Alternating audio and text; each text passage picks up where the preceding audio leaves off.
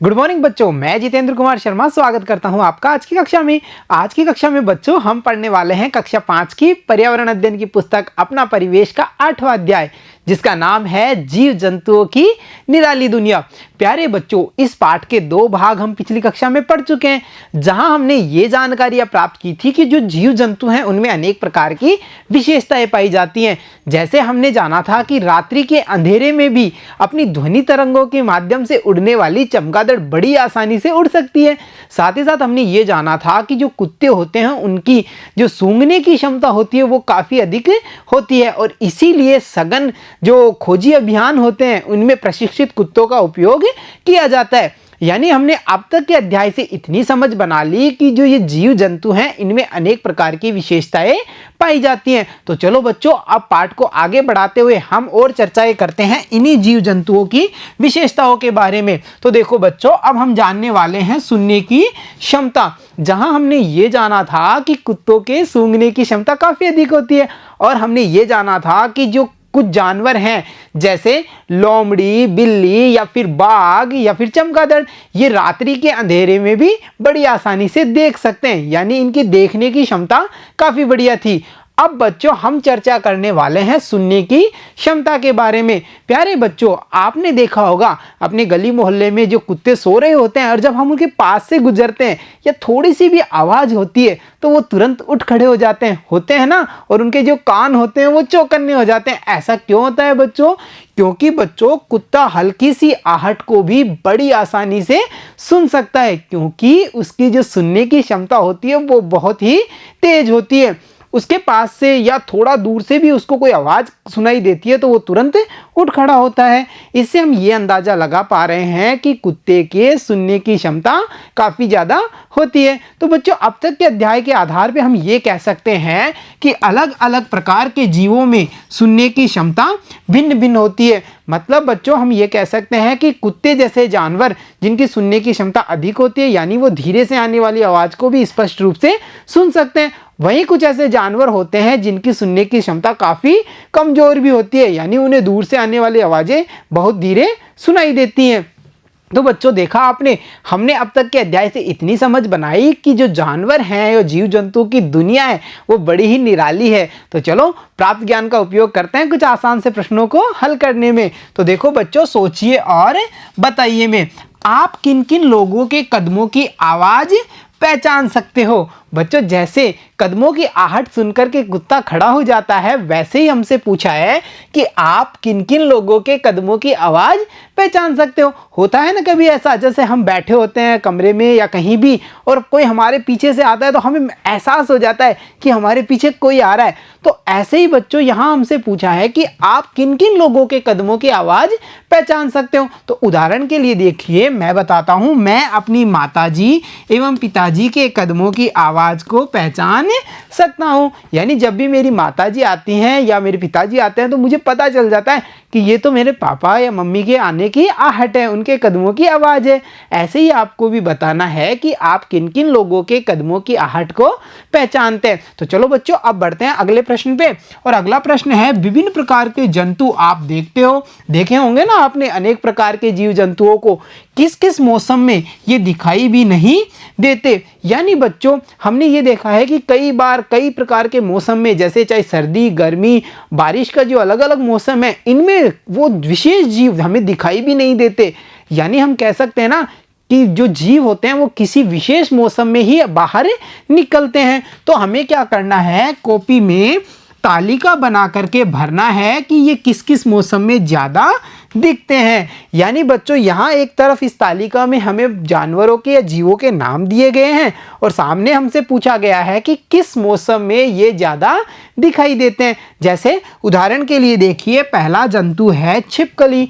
देखा होगा ना आपने छिपकली को, हमारे घरों में आसपास अनेक बार हम छिपकली को देख पाते हैं। तो हमसे पूछा है कि वो कौन सा मौसम है जिसमें छिपकली हमें ज़्यादा दिखाई देती हैं। तो बच्चों, आपने देखा होगा या गौर किया होगा कि छिपकली का जो भोजन होता है वो छोटे कीट पतंगे होते हैं। जब भी बारिश का मौसम होता है तो ये कीट पतंगे हमारे घरों में रोशनी के आसपास ज़्यादा मात्रा में देखे जाते हैं और इन्हीं को खाने के लिए वहाँ पर उपस्थित हो जाती है छिपकली। यानी हम कह सकते हैं कि जो बारिश का मौसम है उसमें हम छिपकली को ज़्यादा देखते हैं। अब बढ़ते हैं अगले जंतु पे, और अगला जंतु या जीव है सांप। बच्चों सांप ग्रीष्म ऋतु यानी गर्मी की ऋतु में और जो बारिश का मौसम होता है उस ऋतु में सांप को हम अधिक मात्रा में देख सकते हैं, जबकि हमें ठंड के मौसम में सांप या छिपकली जैसे जीव नहीं दिखाई देते। और बच्चों हम चलते हैं अगले जीव पर, वो है मेंढक।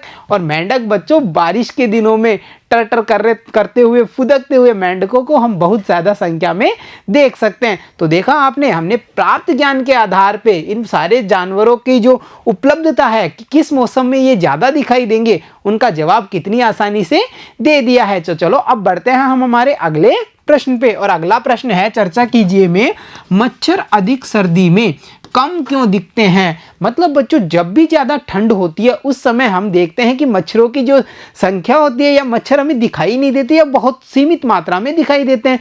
ऐसा क्यों होता है?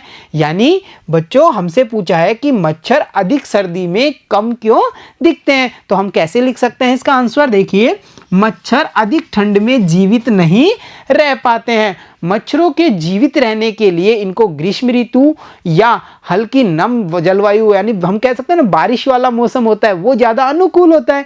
इसी कारण जब ज़्यादा ठंड पड़ती है तो ये जीवित नहीं रह पाते। अब जब जीवित ही नहीं है तो हमें दिखेंगे कहाँ से? इसलिए हम कह सकते हैं कि अतः अधिक सर्दी में ये कम ही दिखते हैं। जब भी ज़्यादा ठंड होगी मच्छर जीवित नहीं रह पाएंगे, और जब जीवित ही नहीं होंगे तो हमें दिखेंगे कैसे? तो देखा आपने कितनी आसानी से हमने इस प्रश्न का आंसर बता दिया। प्यारे बच्चों अब तक के अध्याय में हमने ये जानकारियां प्राप्त कर ली हैं कि जो जानवर होते हैं, विभिन्न प्रकार के जीव जंतु हैं, उनमें अलग अलग प्रकार की जो क्वालिटीज़ हैं, मतलब उनमें अलग अलग प्रकार के गुण और विशेषताएं पाई जाती हैं। साथ ही साथ हमने ये भी जाना कि कुछ जीव जंतु किसी मौसम विशेष में ही अधिक संख्या में दिखते हैं, जैसे छिपकली या सांप ऐसे जीव हैं जो बारिश या ग्रीष्म ऋतु में हमें ज़्यादा दिखाई देते हैं, और मेंढक ऐसे जीव हैं जो बारिश के मौसम में ही हमें बहुत ज़्यादा संख्या में दिखाई देंगे। तो चलो अब बढ़ते हैं पाठ में आगे और जानकारियाँ प्राप्त करते हैं इन्हीं जीव जंतुओं की निराली दुनिया के बारे में मुनिया और उसके भाई से। तो देखिए बच्चों, मुनिया कहती है, राजू भैया क्या मैं भी मछली की तरह पानी में रह सकती हूँ? देखा होगा ना आपने पानी में रहने वाली मछली को, तो आप अपना भी तो मन करता है ना, क्या हम भी पानी में रह सकते हैं? और साथ ही साथ मुनिया पूछती है, और मैं चिड़ियाओं की तरह उड़ सकती हूँ? देखा है ना हमने कितनी प्यारी रंग बिरंगी चिड़ियाओं को उड़ते हुए। तो मुनिया ने भी अपने भाई राजू से पूछा कि राजू भैया क्या मैं मछली की तरह तैर सकती हूँ या पानी में रह सकती हूँ, या फिर मैं चिड़ियाओं की तरह उड़ सकती हूँ क्या? तो देखो राजू क्या कहता है। राजू कहता है, मुनिया सभी जीव जंतुओं की अपनी अपनी विशेषताएं होती हैं। यानी बच्चों जो अलग अलग प्रकार के जीव जंतु हैं उनमें अलग अलग प्रकार की विशेषताएं होंगी। यानी कुछ जीव जंतु स्थल पर रहेंगे यानी जमीन पर रहेंगे, कुछ जीव जंतु पानी में रहते हैं, और कुछ जीव जंतु नभचर यानी वो आकाश में उड़ भी सकते हैं। तो ऐसा ही राजू ने मुनिया को बताया कि जो अलग अलग प्रकार के जीव जंतु हैं उनमें अलग अलग प्रकार की विशेषताएं होती हैं। अब देखो जैसे मनुष्य, पक्षी, कीड़े मकोड़े आदि एक दूसरे से भिन्न होते हैं। ऐसा थोड़ी है कि मनुष्य के जैसे ही पक्षी होंगे और पक्षियों के जैसे ही कीड़े मकोड़े रह सकते हैं, ऐसा बिल्कुल नहीं होता। ये सब अब एक दूसरे से अलग अलग होते हैं। और बच्चों हमें ये पता होना चाहिए कि हम स्थलीय जीव हैं, यानी बच्चों हम जमीन पर रहते हैं इसलिए हमें कहा गया है स्थलीय जीव। जो जीव जंतु पानी के अंदर रहेंगे उन्हें हम कहेंगे जलीय जीव। तो हम स्थलीय जीव हैं इसलिए हम पानी के अंदर नहीं रह सकते। अच्छा बच्चों सोचो, मछली स्थलीय जीव है या जलीय जीव है? सोचो सोचो, जलीय जीव है ना, इसीलिए वो स्थल पे नहीं रह पाती, वो पानी के अंदर ही रहती है। हमने पोइम भी सुनी है ना, मछली जल की रानी है और जीवन उसका पानी है। तो देखा कितनी आसानी से राजू ने मुनिया को ये समझा दिया कि हम स्थलीय जीव हैं और हमें रहने के लिए स्थल चाहिए, हम पानी के अंदर नहीं रह सकते। तो बच्चों हम ये भी कह सकते हैं कि जो विभिन्न प्रकार के जीव हैं उनके स्थल अलग अलग होते हैं। कोई जल में रहता है तो कोई स्थल पर अपना जीवन यापन करता है। तो प्यारे बच्चों आज की इस कक्षा में इतना ही। मिलता हूँ आपसे अगली कक्षा में, तब तक के लिए धन्यवाद बच्चों।